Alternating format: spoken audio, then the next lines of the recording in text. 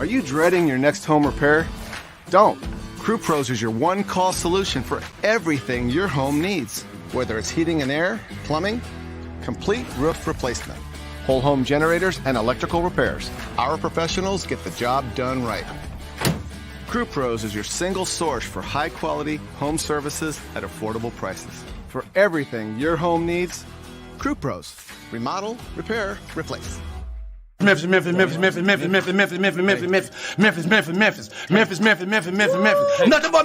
Everywhere we go, it's Memphis. Memphis, Tennessee, the beautiful land in the world. And I'm thankful for this guy who tweeted and said I don't have that fire in my eye no more. That game right there was for him.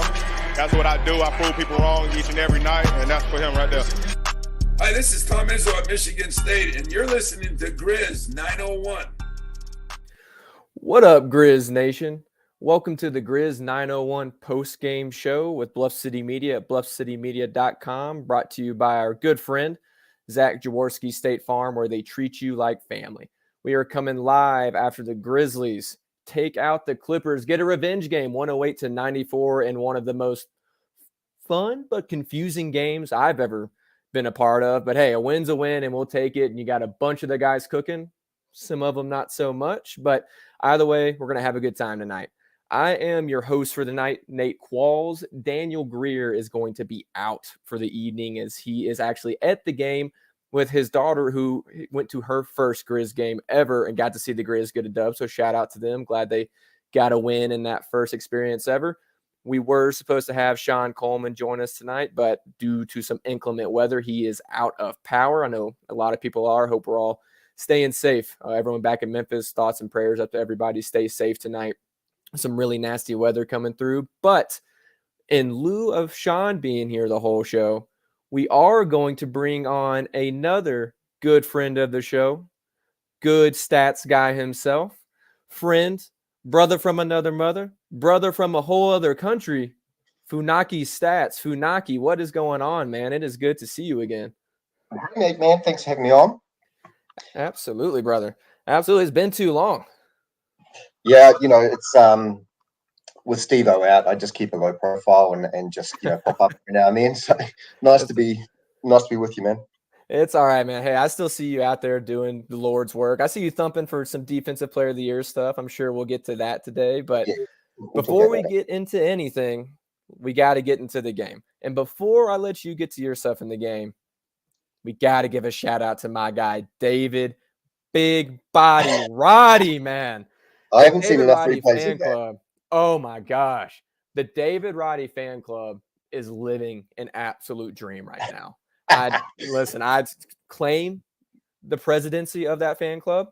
I said we should draft him. I've gotten one drafting right in my life, and I am here living and dying by it, man. I mean, to be honest, I was a little afraid when he got that rebound and jumped up. Did you think he could finish it?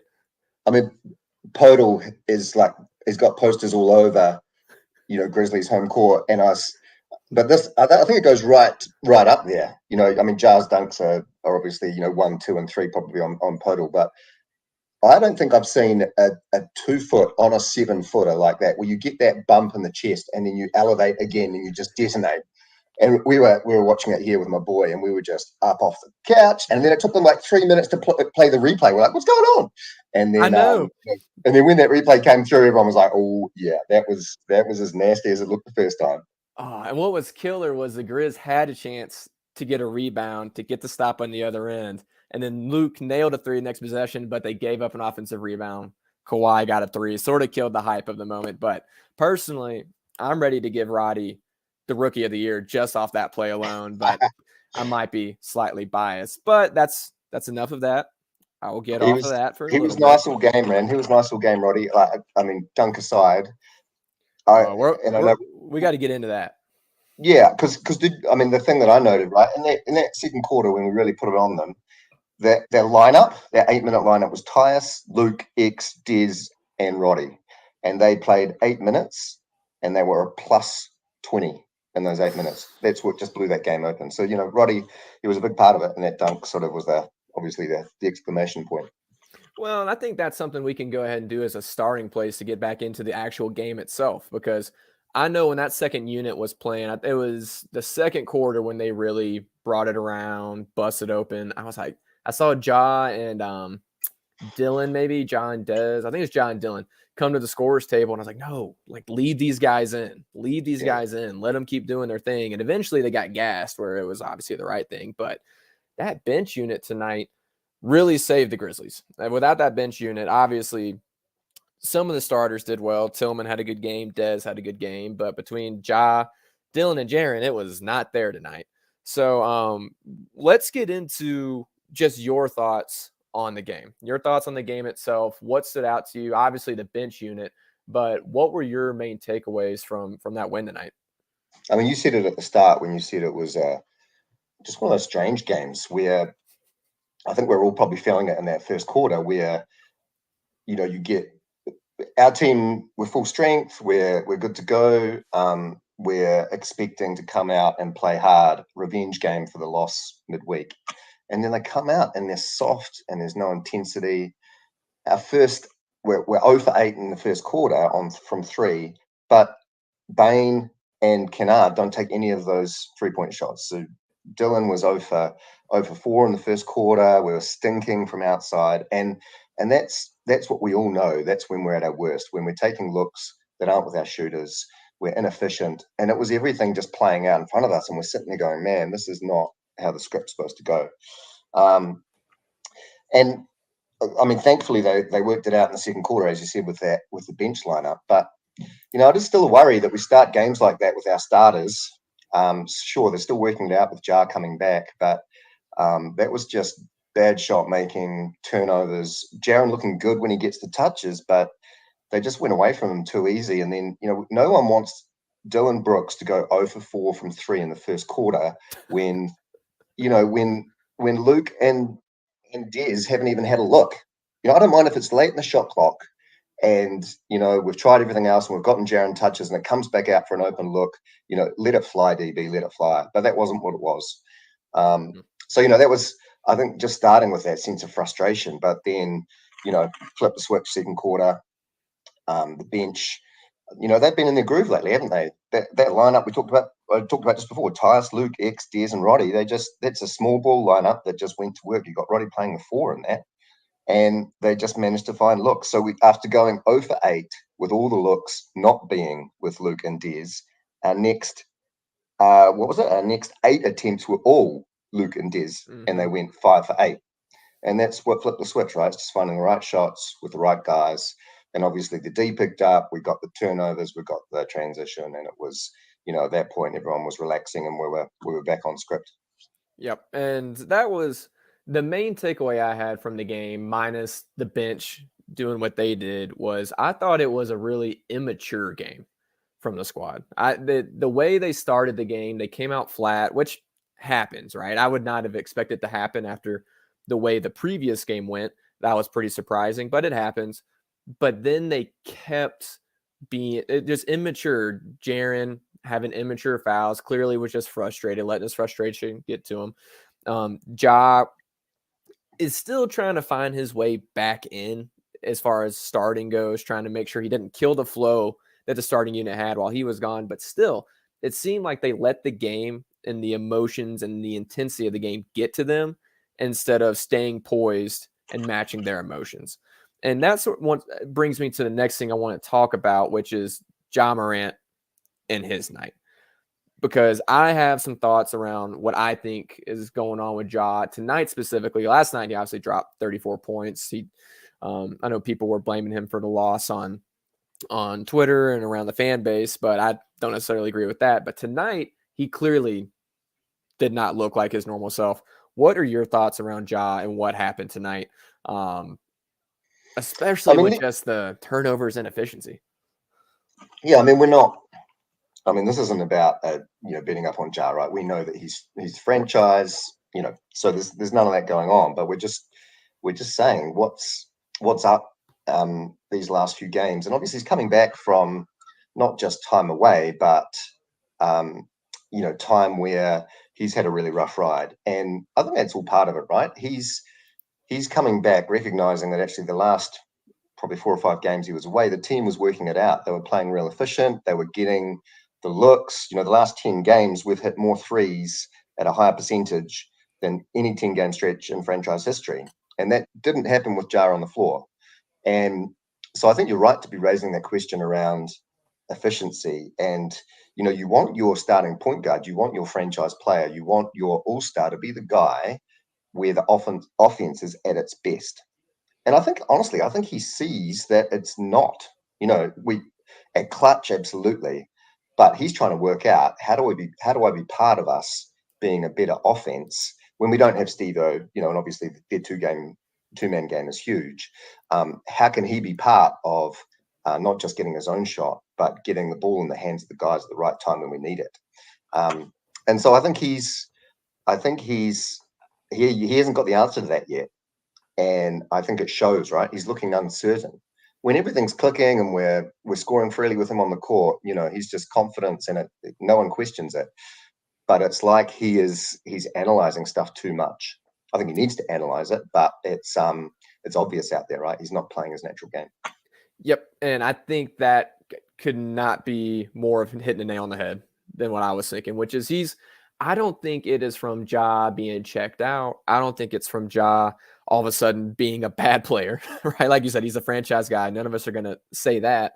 But at the same time, I think he's just trying too hard to reintegrate with the team to the point where he won't do what he needs to do. And I think the best parallel I can see with that is he's letting guys off the hook by not being his normal aggressive self when he does have the ball in his hands. I think we all think he needs to do some more off-ball stuff. We want to see that offensive system continue to evolve with him on the court the same way it works when he's off the court. Exactly, at the same time, go ahead. No, and I'm just saying we're just talking here about pockets of the game, right? There are times when he's himself. He played real good in the third quarter there, where he was finding lanes, he was getting to the rim, he was out in transition. What we're wanting to see is consistency, and where those games where he just takes over for a 10-minute period. We need that, but we also need periods where that's not working for him. The D is taking him out of action as an option. What does he go to then? He's got to come away with more than what he had tonight, 4 assists. His minutes were down, but actually we always look better when he's creating for others as a priority, and then naturally he gets his scoring game going out of that.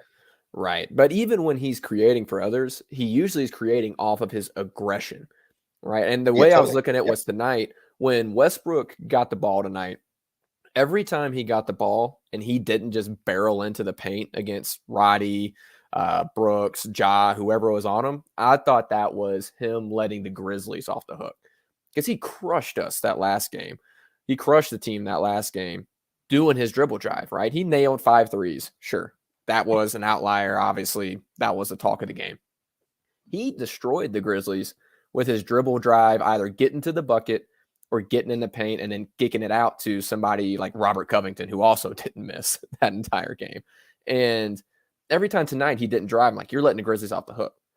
When Ja doesn't do his drives, when Ja isn't driving, when he isn't aggressive, I feel like he is letting the other team off the hook too, right? And be off ball, have more actions, have more of an offensive flow. But when the ball's in your hands, you are the most dynamic player on the court. I want to see you be the most dynamic player on the court, right? Do you see anything along those lines, or am I completely off base as far as that goes? No, look, I mean, I think so much of Ja's downhill confidence comes from that high screen action. And yet Tillman, Jaren to a lesser extent, they can still work that 2-man game. But when Steve-O's out there, that is the offense initiator. And it's what gives him, that tiny little bit of space he needs to be able to attack. And I completely agree with you, right? In the same way that, and it hurts to say it, but Westbrook was hunting Ja in the matchup midweek. And, he didn't do that tonight. He didn't hunt out their, perimeter players and get switches and just take over. And I know that, we can't rely on that. And actually we look good when we're not relying on that. but it also needs to be something that he takes over a game for a 7-minute stretch because he knows that no one can stop him from getting to the rim. So yeah, I mean, let's be fair as well, right? There's so many moving parts and things that aren't normal right now that I think he is still just working it out, and he's doing that with the best interest of the team, right? He knows that he could probably go out and continue to do what he does. No one's actually stopping him from being effective offensively. He's trying to work things out for the good of the team, knowing that we've got this window before the playoffs. So, I think it'll come right, and we've got another 5 games to see it work out. And I'd be really surprised if we're still having this discussion after another 3-4 games. Same. And we're on the same page there. I think Daniel and I, before the Rockets game, when he came back, or maybe it was right after the Rockets game. No, it was before, because he actually came and did really, really well in that first Rockets game. But we were talking about how it was likely going to be a struggle when he came back, simply because he has to reintegrate, right? There's a whole offensive system that clearly raises this team's peak and capabilities to a whole nother level when you have Jaren going and you have the offense clicking like it was. A half-court efficiency, which I know we'll talk a little bit more about later, how high it had gotten. Ja knows that. And Ja knows that this team's goal is the same as his ultimate goal, which is to win a championship. And Ja being awesome is great. Ja being awesome with the rest of the team awesome is great enough to win a championship. And so I think that's exactly it. I would preach patience with Ja Morant as he continues to figure it out. Obviously, he dropped 34-something points last game. He's going to be fine. Rough night, but it's all going to come together. And a big reason it's come together, something I want to hit on. But first, going to bring up our sponsor, Zach Jaworski State Farm. Make sure I get his actual ticker thing here. There we go. Bring him up. Zach Jaworski State Farm, where they treat you like family. They treat all of your insurance needs in the Memphis metro area. Hopefully, everybody had some insurance before this storm hit, but any insurance needs you have, whether it's auto, home, renters, any kind of insurance, Zach Jaworski State Farm will get you taken care of. That's Zach Jaworski State Farm at 901-794-3691. And a reminder to all of our Grizz 901 faithful, we are now a part of the Bluff City Media family. We're super, super excited to be over here, excited to be a part of this awesome team, bringing great content. It's a chance for our show to reach a whole new fan base and be able to bring people into the Grizz 901 family and show them some of the love that we've gotten and share that love for this Grizzlies team. If you want, you can go ahead and go over to bluffcitymedia.com and sign up as an insider using code GRIZZ901 for 10% off. This show is going to be available exactly as it's been available throughout the past, but there's some awesome content that some members from the Grizz 901 family, as well as the awesome family from Grizzly Bear Blues and others, are going to be sharing on Bluff City Media. So be sure to go check it out, sign up. It doesn't cost much, and then use code GRIZZ901 for 10% off. And you can go and sign up there now, bluffcitymedia.com. Now, getting to what you were talking about, Steve-O's impact. Because you mentioned Steve-O's impact on the efficiency of Ja, not just Ja, but the whole team. And of course, we knew we were going to be getting some of that going here in this conversation. It is Funaki stats after all. But let's talk about that, right? Because there's a whole concern I had that I know you and I talked about before the show about Steven, but bring it back to the efficiency and what you were talking about that he has the potential to bring if this reevaluation goes well into this week. Yeah, well, there's lots in that, because I think what we've seen in the last 10 games is actually the Grizzlies working out that efficiency puzzle without Steve-O. And that, no one's happier than me, right? Because it used to be the case that we looked at the kind of on-off numbers that Steven Adams had, and he was top of the pile in terms of, effective field goal percentage and first chance scoring per 100 possession. He was top of the pile, right? So when he's on, the team is efficient in scoring first chance points. When he's off, they're back down and sort of mid-table and struggling. But actually in the last 10 games, there's been other guys that have been impacting that even more than Steve-O, which is perfect, right? You want that. You want as many guys contributing to efficiency as possible. But those guys are, it's Dez, it's Jaren, and it's Luke Kennard, Tillman to a certain extent, but less so. So it's been our shooting efficiency, it's our touch paints with Jaren. And, what's exciting is that when Steven Adams comes back, you don't play, whatever he's played over the last 2 seasons, I think about 120 games. You don't be the most efficient contributor to our offense over, 2 seasons and then come back and be a negative. He is definitely going to lift base, right? But if he's coming into a team, 10 game stretch, 15 game stretch, whatever it is for the coming into the playoffs, where they've worked it out, where there's efficiency happening outside of his involvement, that's when the Grizz become real scary. That's where we don't rely on just second chance points. We're still going to mop up those second chance points with Steven Adams back. But you want those minutes when he's not out there to be as efficient as possible. So that, we're not relying on just cleaning up misses. So, I mean, I think the trajectory is really good. I think when Steve-O comes back, we are going to be a better team than when he left, because they've had to work these challenges through and they've made progress. But there's no question that with him back, the ceiling is a hang of a lot higher, both at a matchup level, but also, we're talking a lot about offense, but defensively, you can't, if we make the finals, which is a big if, but you don't want to be taking on the Bucks or the Celtics without Steve-O. If you make conference finals, you don't want to be taking on Denver without him, or if it's the Suns, Ayton. He's shown that he is part of that defensive trio with Jaren, with DB, that makes our defense work against elite offenses. Yep. So all of that stuff is a positive, and in many ways, blessing in disguise that he's been forced to be out for this period. It's absolutely a blessing, because they needed to figure that out, right? We saw in the playoffs last year what would happen when they didn't have the chance to get second chance points and they couldn't figure out another dynamic to have efficient scoring. And the best thing about Steve-O is he is the ultimate plug and play guy for this team, right? Like you were saying, as soon as he comes back, you can plug him in and the offense only gets better. He's only going to clear out more space for those guys to work in the paint, which will create more space on the perimeter as well. There's nothing fancy about him where you have to reintegrate him. It's like, hey, go be yourself, and it fits completely within the flow of the offense. But my main concern is what you said there on the latter end, which is the defensive concerns. And I think that is a real massive issue when you get into these playoffs with some of these potential matchups, right? Like you've got Zubac tonight was dominating Jaren. I mean, we don't have to love it. The truth is he was getting anything he wanted down low against Jaren.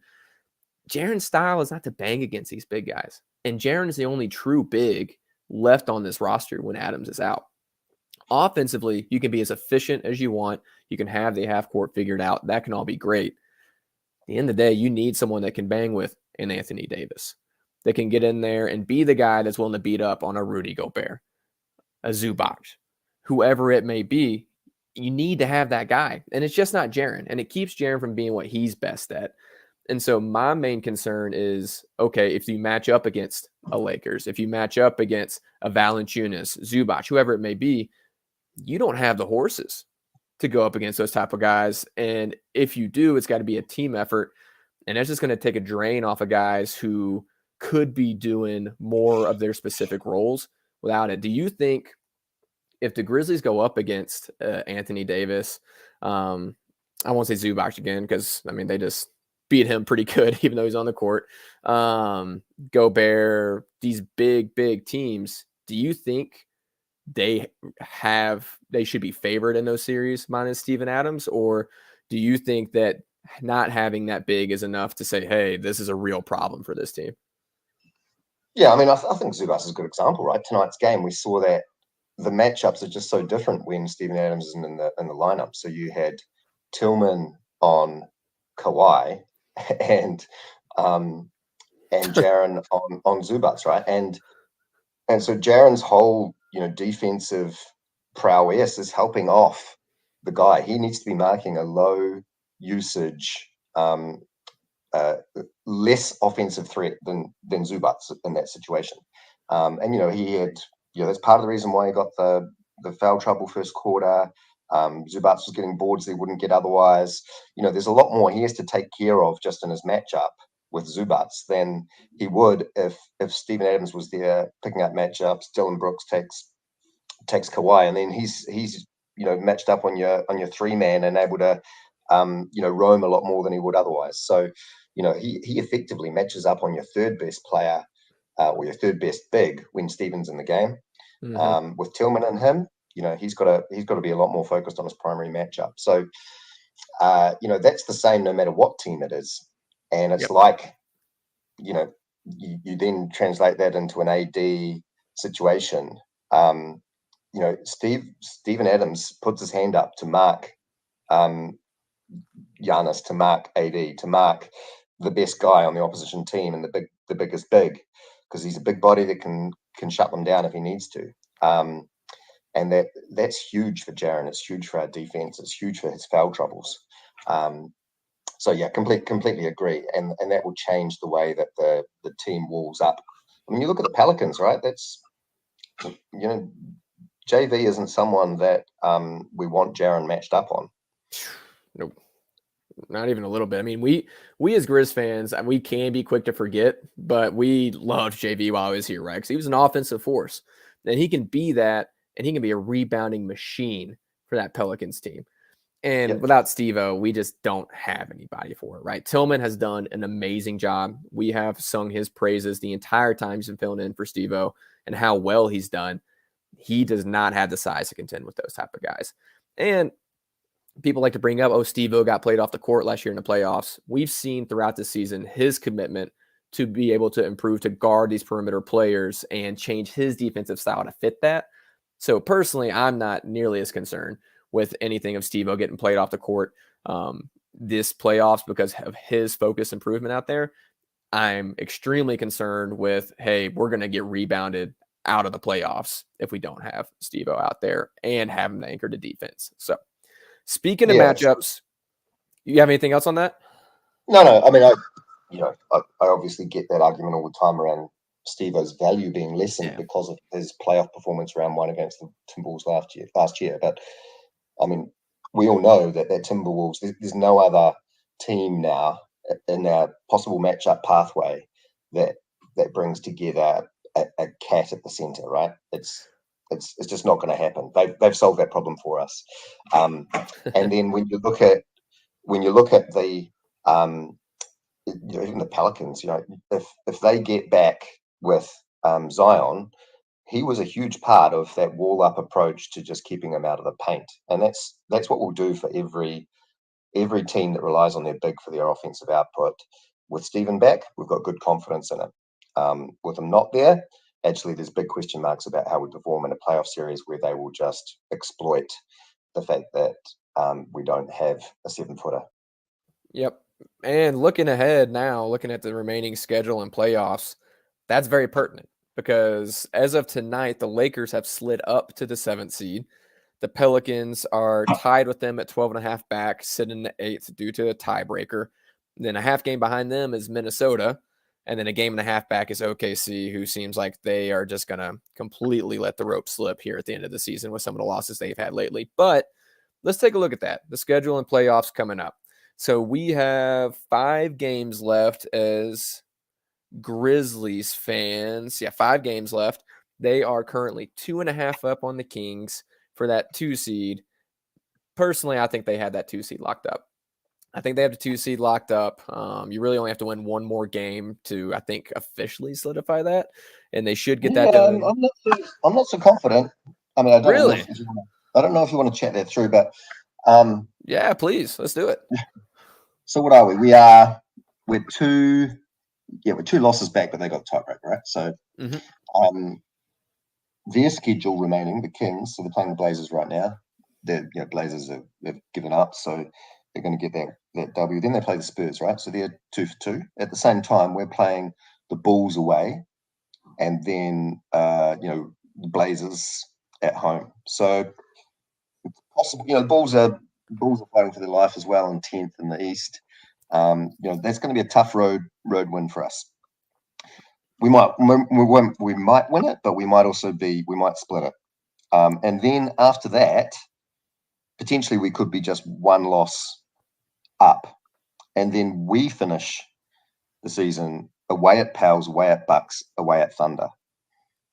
And those are 3 games. They're not going to be resting anyone unless, the situation clears up real quick. The Bucks have said for a long time that they want the number 1 seed. They've still got a sniff to get ahead of Celtics.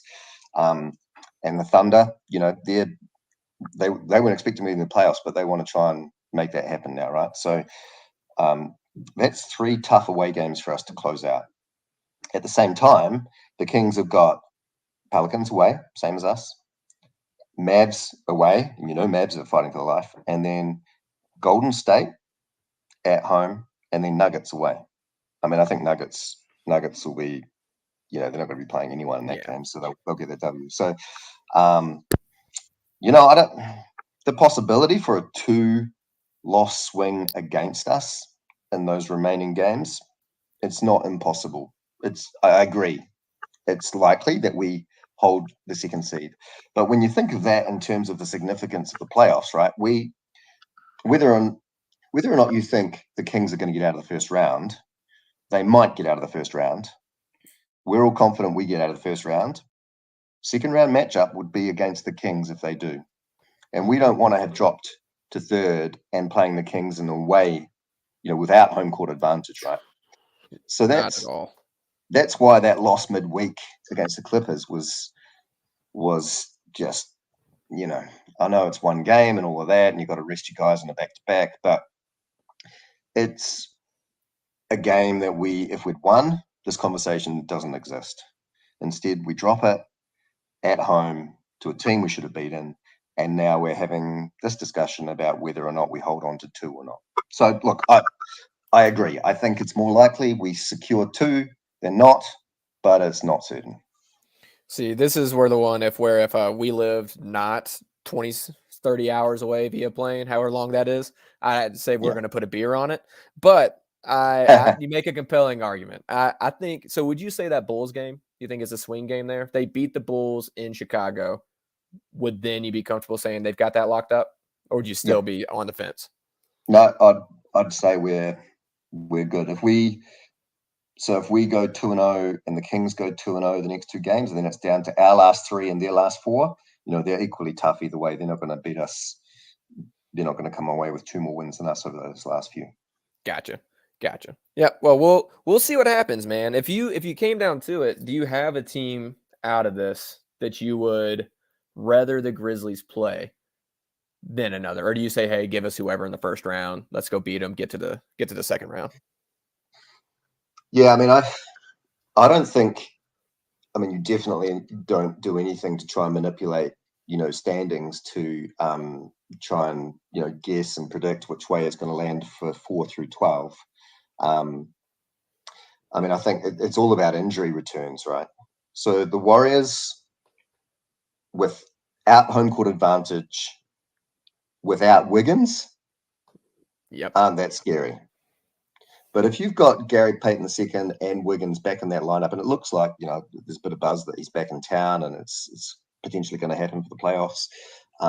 Those 2 guys change that team, right? Both defensively, but also giving them a scoring option inside with Wiggins that they don't have without him. We all as Grizzly fans don't want to run away from that. We all want that matchup, and we're all pretty confident we take it. But it's a different conversation with those 2 guys back in the lineup. Likewise with the Pelicans, right? If they do get Zion back, I mean, it looks like he's pretty out of shape. He's not going to be ready to play. I don't know if you saw that video. Did you see those videos bouncing around yesterday? I did, and so did our guy, Dak Daniels. Dak is always coming with the great comments. And yes, I personally thought that Zion was taking the McDonald's All-American, the McDonald's part, far too seriously when I saw that. It was shocking, to say the least. Yeah. So anyway, to be kind to him, he's ramping up to come back, but he's not going to be in the same shape he was. He's not as game ready as when he left. So, that doesn't scare me as much, but they've solved their defensive problems. And over the last 10 games, they've been the number 1 defense in the league. Same with the Lakers. Over the last 15 games, the Lakers have been the number 1 defense in the league. Mm-hmm. So, these aren't the same teams that have been struggling for most of the season. You plug those players back in, and you don't want them. And clearly, with the Suns, to answer your questions, you do not want to be playing the Suns. I mean, we get to dodge them if they stay in that 4 spot. So the fact that Denver are resting all the guys today and just giving them wins, just keep that coming. We want them in that 4 spot. Well, and quietly, Memphis is as close to Denver as Sacramento is to Memphis. Now, I don't see anything like that happen again over the final stretch. I don't see Memphis overtaking the 1 seed, but it is interesting that that's gotten as tight up there at the top as well as it has been between the 2 and the 3. Yeah. I personally think, for me, when it comes to matchups, it comes down to whether or not Steve-O's reevaluation goes the way we hope. If Steve-O's eval is negative, I'm sort of in that crowd of, hey, that 3 seed against the Warriors isn't all that bad, because Kevon Looney is a force. He's not AD. He's not Valanciunas and Zion, right? It's just not the same thing. And especially if they don't have Wiggins back, I don't think Steve-O not being there hurts you quite as much as it does against those guys with those huge behemoths. If Steve-O's back, I would say keep the home court advantage for that 2 seed and give us anybody that's in that play-in. Grizzlies there's no disadvantage that is massive against the Grizzlies at that point. So again, everything comes back to Steve-O.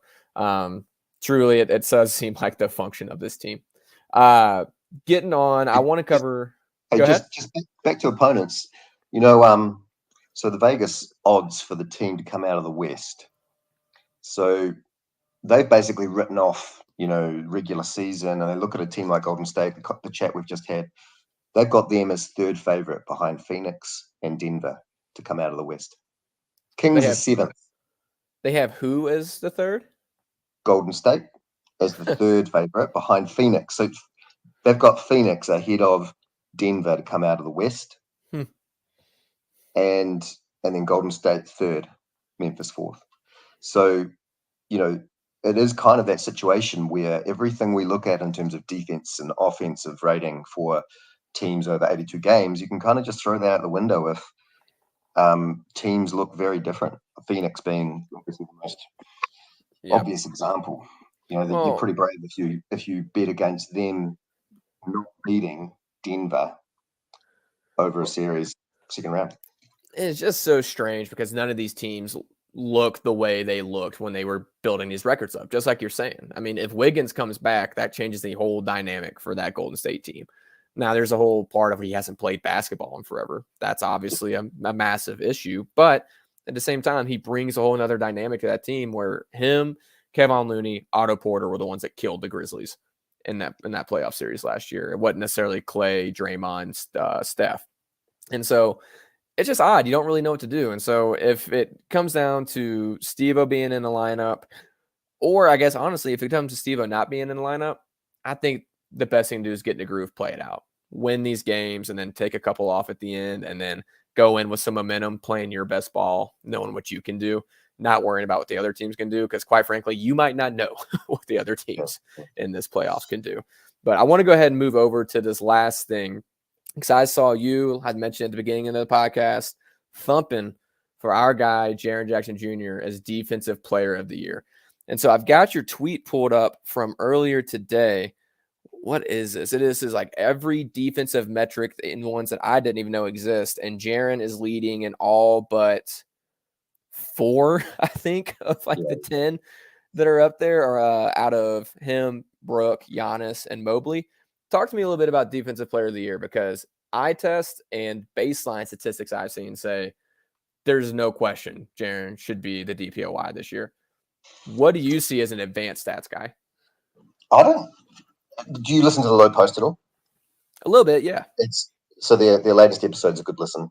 Get into it, but they had a wee segment on it, and obviously Zach Lowe has a vote, right? He's on the panel, and I think he kind of, because what we think doesn't matter, right? What we're interested in as fans is what perspective are those people that are casting their votes going to have, and we try and influence that as much as we can as a fan base, and I think we do a pretty good job of that.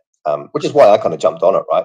We want to have the tools. And as you say, the thing that nobody can question is that statistically speaking, Jaren is the best defensive player in the league. And that's not often contested. People play around the margins and they throw this stat at you and whatever, but actually, that graphic that you talked about that I posted, I'm not fudging it there. They are genuinely the most relevant defensive stats in terms of teams and individual stats. There's nothing I've excluded there because Jaren didn't look good or whatever. I just, if you're a stats guy, they are the stats that matter. And he is clearly, as you say, head and shoulders above everybody else. It's not even close. And I think there is consensus amongst those people with a vote that is the case. If you are casting your vote based solely on who's the best defensive player, Jaren wins the title easy. The problem is, and this was the view of Zach Lowe, which gives you an indication of what he's going to do.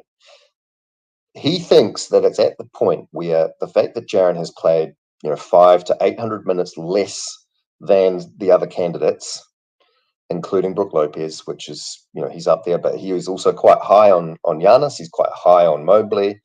All of those guys have played a lot more minutes. And his question is, at what point do the minutes matter? At what point do you change your vote, knowing and accepting that he is the best player, because the impact of the other players has been, it impacts the game for a greater percentage of the minutes.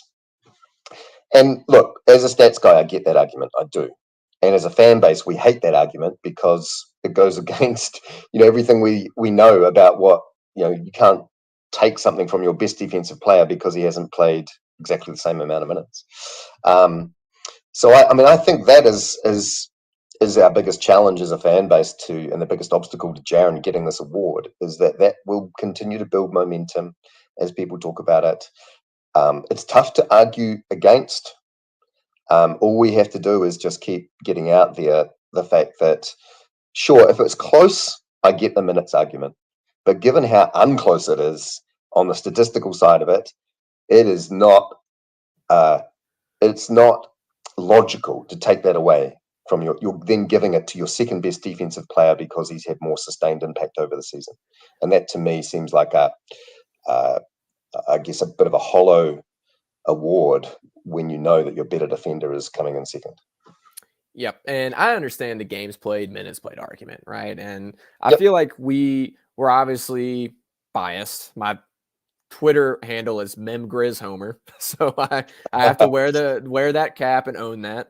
At the same time, I think we do a pretty good job here of being honest about what we feel about things as far as awards go with our players, how the team's performing. I'm out here saying Ja Morant, I think he should be third team All-NBA. I won't be upset if he doesn't make an All-NBA team because there's a lot of deserving guards, and there's, as far as minutes played, game played, individual statistics, there can be arguments made for guys over him. When it comes to Jaren Jackson as Defensive Player of the Year, he is so head and shoulders above everyone else. The games played and minutes played would have to be so extreme, you'd have to argue if he even played worth of half a season for it to matter, and it's just not there.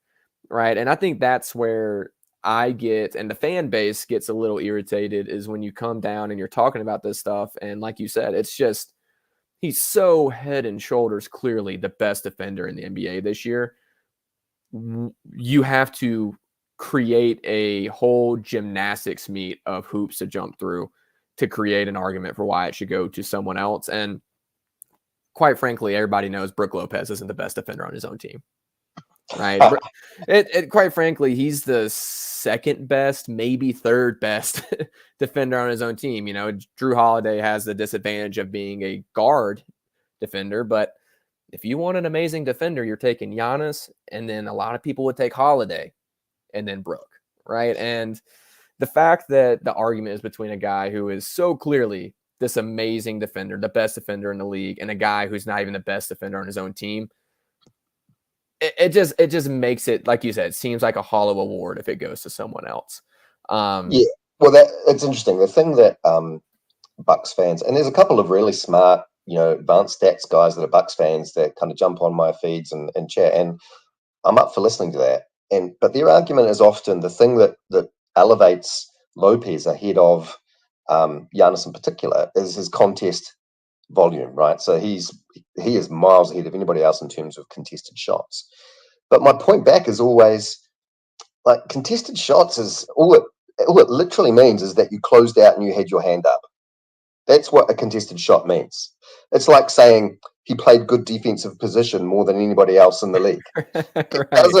It doesn't impact, the metrics that actually tell you of how effective that is, opponent field goal percentage and, all of the stats that, who cares what your contest rate is, Jaren Jackson Jr. impacts on the opponent's shot more, whether he is closing out with his hand out or not. And, it frustrates me that people try and put forward an intermediary stat like contest as a reason why he should be Defensive Player of the Year. Well, and in my mind, all that means is guys like Ja Morant are not afraid of you at all at the rim, right? Because that's where he's standing. We all know where Brook Lopez is standing on any given defensive possession. Yeah. That just means to me guys are not afraid of you the way that they are afraid of Jaren.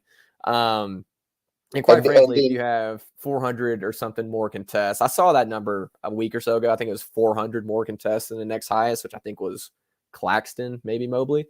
Yep. Why do you only have 10 more blocks? And why do your percentage look like this, right? I just think it's a bit of a hollow statistic. Yeah. And then the last one that really bugs me is when they talk about, who's got the best, what team has the best defense. And that's a reason for it to be, either Mobley or Lopez because, they're in the 1 or 2 ranked defense in the league.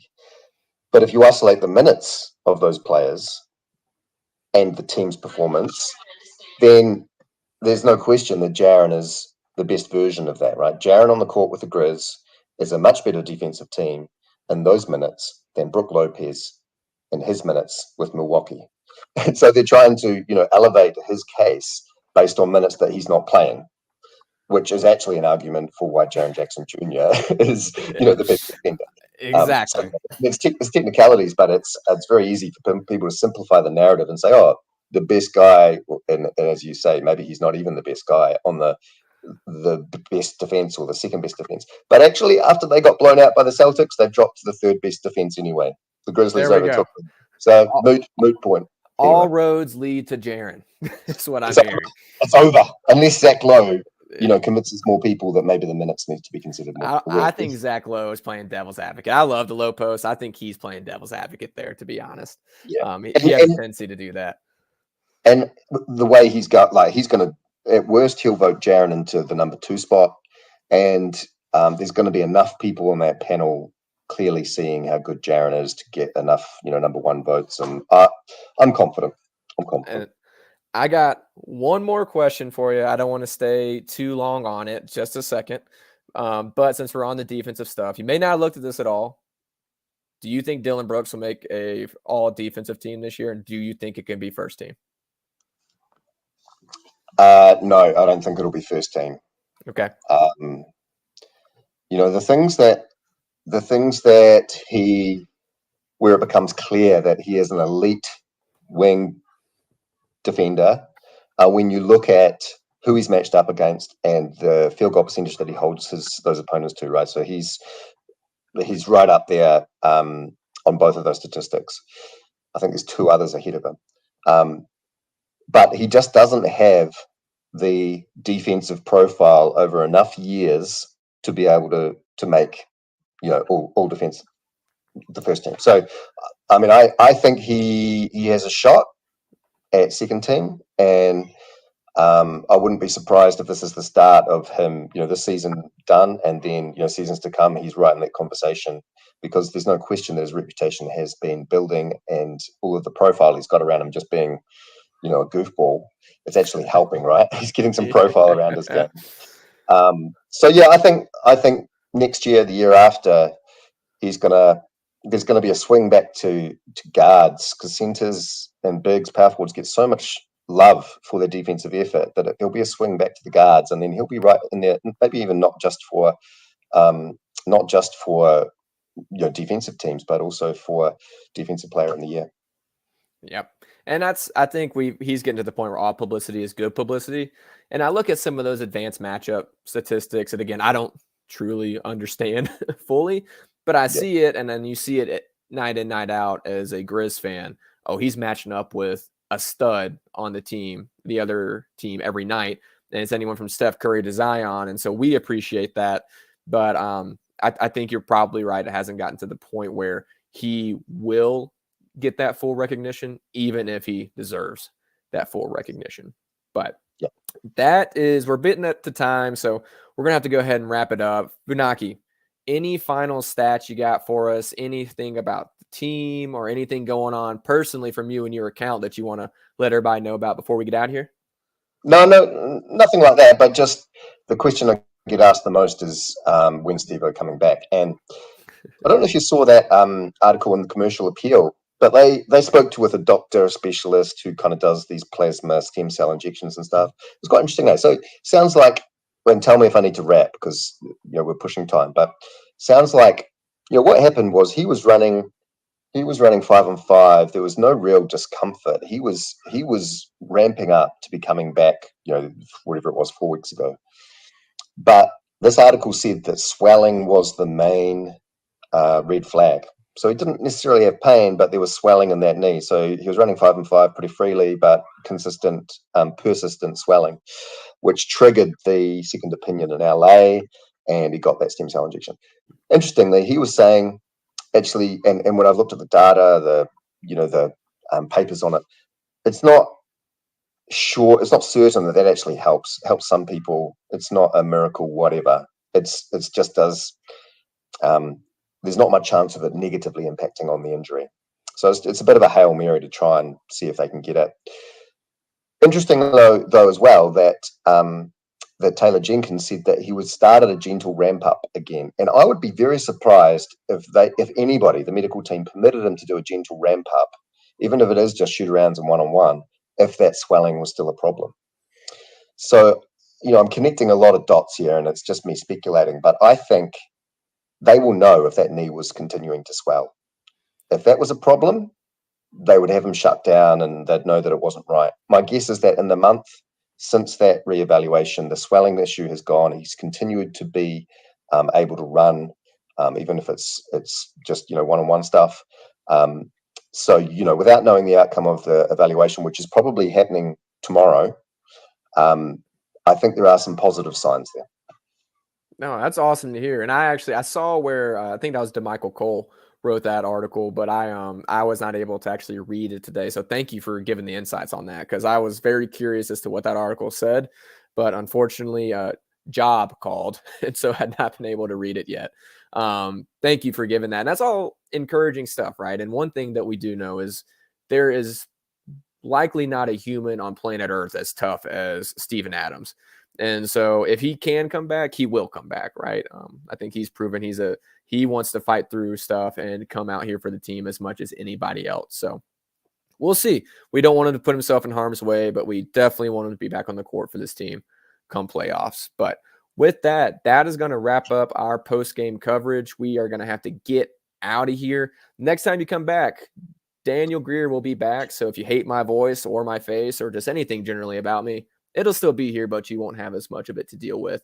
Our brother Funaki, man, it was good to have you. I wish we could have you on every show every week, but unfortunately, the time zones don't always line up. That's part of being halfway across the world. But, man, thank you for being on with us today. Thanks for having me on, Nick. Appreciate it. Absolutely. All right. Thank you, everybody, for joining us. Again, be sure to subscribe, rate, and review. Check us out on YouTube. I know a lot of people tuning in on Twitter. Love you guys checking out. Thanks for joining us in the comments. It's a ton of fun to engage with y'all. Keep coming on. We're going to be on here for every show unless we notify you otherwise. We'll tweet it out from Grizz901 Podcast at Grizz901 Podcast on Twitter. You also check out at Bluff City Media on Twitter. They will be tweeting stuff out as well, so make sure to stay tuned to them, not just for our content, but for a bunch of good content. Again, code Grizz901 for 10% off at Bluff City Media Insiders. But until next time, I believe the next game is Sunday. Be sure to do what we always do here. I can only do one hand this time. Be nice and tell your friends.